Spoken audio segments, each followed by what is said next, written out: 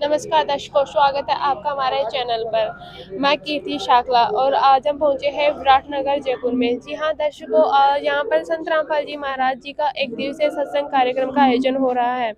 आइए हम इन संत रामपाल जी महाराज के श्रद्धालुओं से जानते हैं इस कार्यक्रम के बारे में। अब हमारे साथ जुड़ चुके हैं संत रामपाल जी महाराज के श्रद्धालु। आइए हम इन्हीं से जानते हैं। नमस्कार सर। नमस्ते जी। क्या नाम है आपका? मेरा मनीष दास है। मनीष दास जी, हमें ये बताइए कि आज 26 जनवरी गणतंत्र दिवस है, तो आप यहाँ सत्संग में आने के बजाय किसी स्कूलों में या धार्मिक स्थलों पर जाकर गणतंत्र दिवस के उत्सव को में शामिल हो सकते थे, तो आप यहाँ सत्संग में आना ही इतना सत्संग में आने को इतना महत्व क्यों दिए?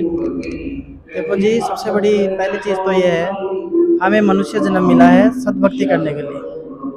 परमात्मा कबीर साहब जी बताते हैं, मनुष्य जन्म दुर्लभ है, मिले ना बारंबार, जैसे तरवर से पत्ता टूट गिरे बहुर लगते डार।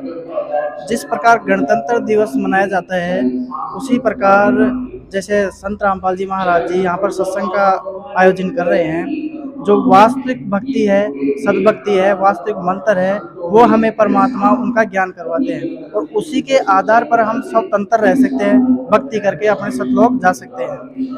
रही बात ये कि हम सामाजिक कार्यक्रम वहाँ नहीं गए, ध्वजारोहण हम संविधान को हम भी मानते हैं और ध्वजारोहण करके हम भी आए हैं, लेकिन आजकल जो ध्वजारोहण होने के बाद में सांस्कृतिक प्रोग्राम वगैरह होते हैं, उनमें नहीं जाने के बजाय हमारे संत रामपाल जी महाराज जी का एक दिवसीय सत्संग रखा गया है।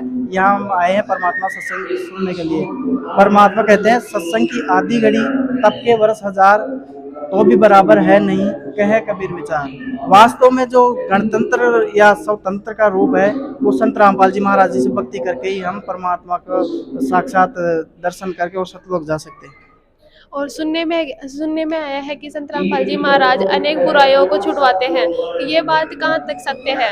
हाँ, सबसे बड़ी चीज़ ये है, संत रामपाल जी महाराज सबसे बड़ी स्वतंत्रता दिला रहे हैं। नशे से, दहेज दहेज रूपी दानव राक्षस से, हमारे समाज में फैली कुरीतियाँ, मृत्यु भोज, अनेक प्रकार के असामाजिक जो प्रोग्राम होते हैं, उनसे संत रामपाल जी महाराज हमें बिल्कुल मुक्त कर रहे हैं और बिल्कुल मुक्त करके हमारे जो भार चढ़े हुए हैं, जो एक मनुष्य जीवन में आसानी से व्यतीत किया जा सकता है, लेकिन जो ये बाह्य आटम वगैरह असामाजिक ये कुरीतियाँ है, इनकी वजह से मनुष्य आदमी बंधा हुआ है। तो संत रामपाल जी महाराज इनको सभी को समाप्त करके और एक आसान से सुव्यवस्थित और एक स्वतंत्र और एक जो आज़ादी कहते हैं ना, आज़ाद पूर्वक जीवन जिया जा सकता है।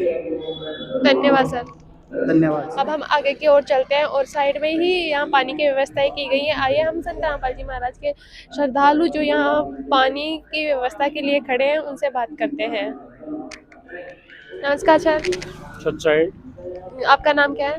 रोहिताज दास। आप यहाँ पे क्या कर रहे हैं? ये जलराम की सेवा कर और रहे यहाँ पे क्या क्या व्यवस्थाएं की गई हैं? हैं। यहाँ संत रामपाल जी महाराज जी का सत्संग है।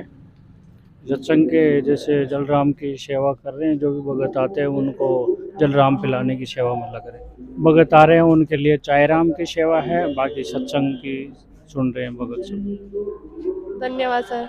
सच्चाई।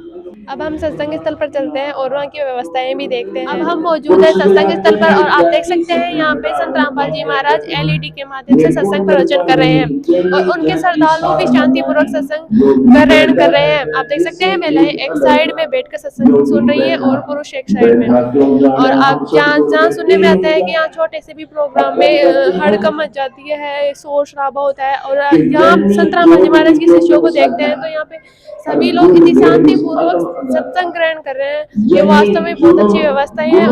इनके संत रामपाल जी महाराज जी के श्रद्धालु अनुशासित है। हमने जाना कि संत रामपाल जी महाराज के सत्संग कार्यक्रम के बारे में और यहाँ उनके श्रद्धालुओं के बारे में, यह जो एक सुव्यवस्थित तरीके से बैठकर सत्संग सुनते हैं।